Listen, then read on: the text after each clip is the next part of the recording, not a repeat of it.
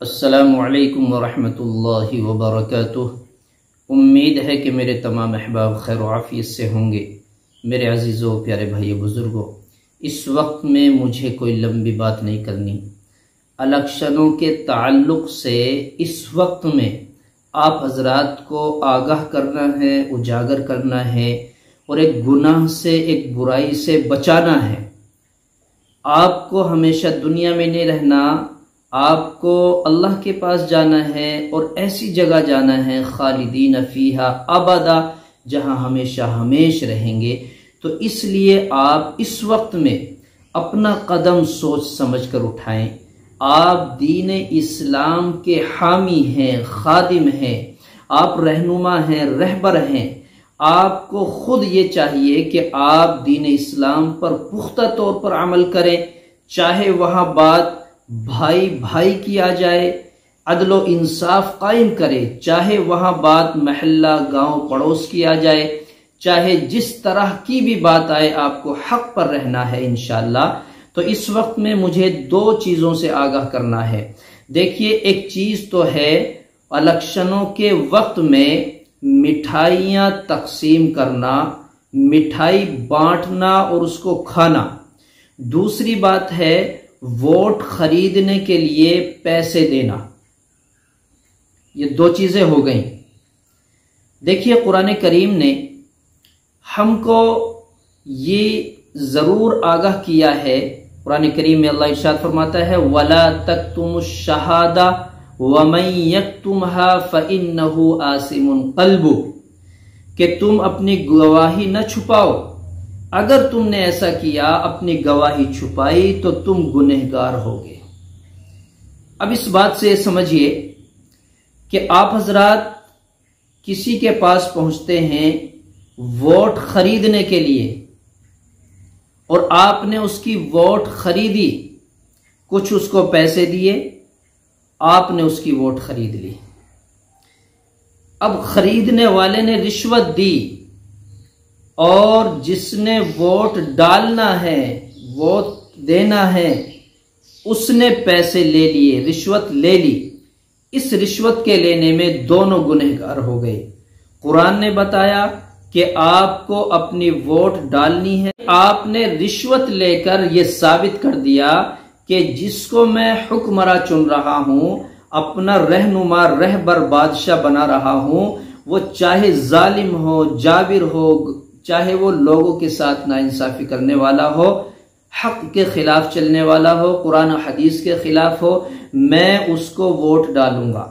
गोया कि आपने शहादत छुपाई और एक गुनहगार जालिम को वोट देने के लिए पैसे ले लिए, तो आप सबसे बड़े जालिम हो गए। आप इंसाफ को छुपाने वाले हो गए, तो आप पैसे देने वाले से ज्यादा गुनहगार हुए, क्योंकि आपने पैसे लिए हैं और अपनी गवाही एक ऐसे गलत आदमी को दे रहे हैं, लोगों के सामने ये उजागर कर रहे हैं कि ये शख्स बड़ा अच्छा आदमी है, हालांकि सबकी नजर में गलत है, गुनहगार है। बहरकैफ, वोट के लिए पैसे लेना और पैसे देना दोनों नाजायज, हराम, रिश्वत है, समझिए।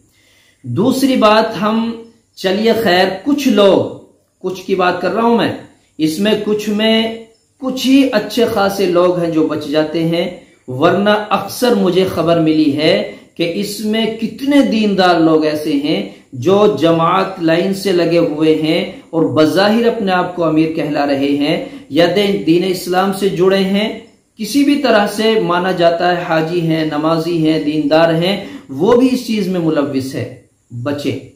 दूसरी चीज है मिठाई खाना, खिलाना। इस पर हम ध्यान ही नहीं लगाते। घरों में लंगर चल रहे हैं, भाई 5 सालों में पहले तो कभी आपने दावत की नहीं, पहले तो कभी मिठाई खिलाई नहीं, पहले तो कभी बुलाया नहीं, और अभी इलेक्शन का वक्त करीब आया, महीना 2 महीना पहले, 6 महीना पहले आपने फोन पर फोन करने शुरू कर दिए, आइए आइए हजरत, हम तो आपके बड़े खैर खा हैं, आइए खाना खा लीजिए, आपकी दावत की है हमने, आइए मिठाई तकसीम की जा रही है। अरे भाई, ये किस चीज की है? अब से 4 साल पहले तो आपने बुलाया नहीं, तकसीम नहीं किया, अब क्या है? तो पता चलता है कि वोट का जुबान से ना कहना, दिल से इकरार करना है। बज़ाहिर बुला रहे हैं, आपको दावत कर रहे हैं, मिठाई खिला रहे हैं और यूं कह रहे हैं भाई वोट नहीं मांग रहे हम आपसे, वोट दें या ना दें, मर्जी है आपकी, वोट किसे दें। लेकिन उनके दिल में और बुलाने का मकसद यही है कि वोट हमें ही देनी है। यानी आपकी दावत हमने इसीलिए की है, आपको मिठाई इसीलिए खिलाई है कि आप वोट हमें दें। और आप भी इसी नीयत से गए हैं कि मैं इसको खैर खा समझता हूं, इसको अच्छा समझता हूं, इसकी मिठाई खाऊंगा, दावतें खाऊंगा। तो गोया कि आप उसको गलत जानते हुए भी उसकी मिठाई और उसकी दावत खाने पर यह साबित करके आ गए कि मैं वोट तुझे दूंगा। अब ये आपके ऊपर फैसला है। अब चाहे वो पैसे देकर वोट खरीदी जाएं या आपको दावत देकर वोट खरीदी जाएं, दोनों रिश्वत है, हराम है। और आपको अगर हवाला चाहिए तो फतावा दारुल उलूम उठाइए और उसमें हवाला तलाश कीजिए, हदीस उठाइए, उसमें नबी अलैहिस्सलातु वस्सलाम की शहादत के बारे में सुनिए। कुरान उठाइए, कुरान ने जगह जगह 7-8 जगह शहादत का, गवाही का जिक्र किया है। तो हमें चाहिए कि हम अपना कदम सोच समझ कर उठाएं। मैंने पिछले साल एक वीडियो में डाला था कि वोट की शरई हैसियत क्या है, आप लिखकर डाल सकते हैं। अगर आपको शरई हैसियत समझनी है, इस्लाम में वोट का मकाम क्या है, आप दूसरी वीडियो में समझेंगे।